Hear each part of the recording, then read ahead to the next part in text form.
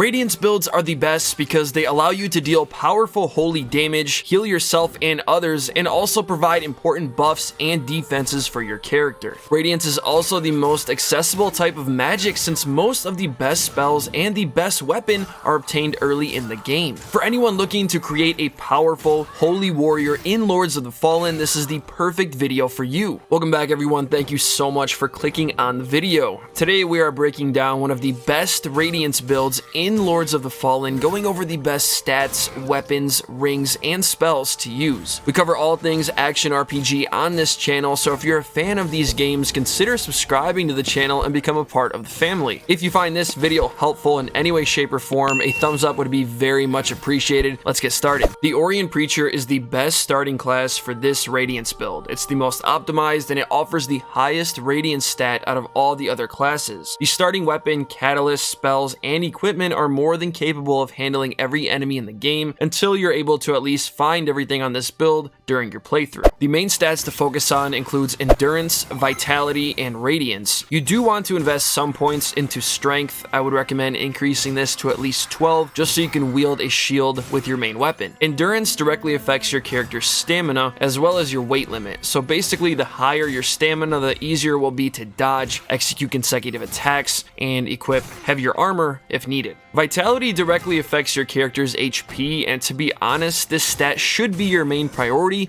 until you get it somewhere around 20. Most of these starting weapons have weak attribute scaling, and you're already starting the game with 18 Radiance, which is more than enough for early game. And lastly, Radiance, which is the most important stat on the build. With Radiance, you can cast Radiant spells, equip Radiant catalysts, and wield specific weapons that require Radiance. For example, Pietas Sword, one of the best Radiance weapons in Lords of the Fallen, and Radiance also boosts your mana bar as well. The main weapon on this build is Pietas Sword. Now, even though this weapon is categorized as a short sword, it still manages to offer incredible range thanks to the weapon's overall design. This powerful weapon deals holy damage while inflicting smite on enemies, making it one of the best in slot weapons for literally any Radiance build. If this wasn't enough to convince you, it's also obtained from the first boss, which means you can unlock this amazing weapon and use it super early in the game. All you have to do is offer the remembrance to Molhu at skyrest in the Umbral realm. I currently have this weapon fully upgraded +5 with 3 runes equipped. Keep in mind, the further you upgrade this weapon, the more rune slots will be available to you. You can see here A- scaling for Radiance, which means the higher your Radiance stat, the more damage Pietas Sword will deal. 100 Smite buildup on enemies and almost 300 holy damage. I currently have 3 runes equipped on this sword. The first rune is the Orymon rune, which increases Radiance attribute scaling. The Crafter Essence lowers weapons weight and stat requirement to 0, allowing you to equip heavier armor if needed. And the last rune here increases posture damage, which works amazing when combined with the Hollowed Triptych, which increases posture damage when using holy weapons. I'm also using a shield on this build just to help with survivability. Lighter equipment loads will make your character more agile and will unlock the ability to execute more consecutive attacks before your stamina bar is completely depleted. So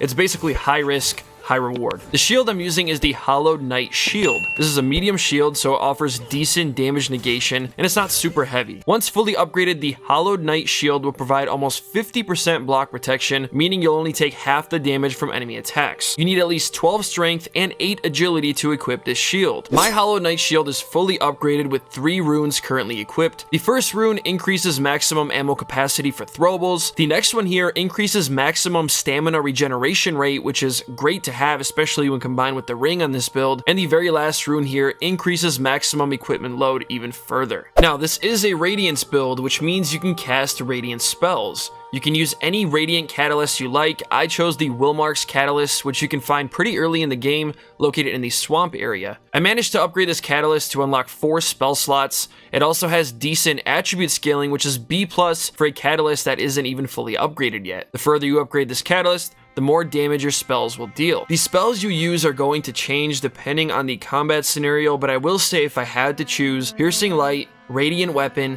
Sanctify, and Consecrate are the most versatile Radiant spells in the game. Piercing Light summons a charged and piercing burst of radiant magic towards your enemies. There's a lot of ranged enemies in this game, so I would highly recommend always having access to this spell. Radiant Weapon is interesting because you would think because Pietas Sword deals holy damage, you wouldn't be able to imbue it with Radiance. But you actually can, and it makes the weapon way more devastating to your enemies. This buff works hand in hand with the rings on this build to help you do tons of posture damage and destroy everything. Sanctify is a great spell to have because it provides a source of healing over time, and it also cleanses you of all status effects, which is why I think it's one of the best spells in the game. The duration is long, and it will keep you alive in situations when you run out of healing potions. And lastly, Consecrate. This is the last spell on the build, and it provides the one thing we were missing: damage over time. This spell blesses the ground with a holy sigil, which damages any enemy who walks into it.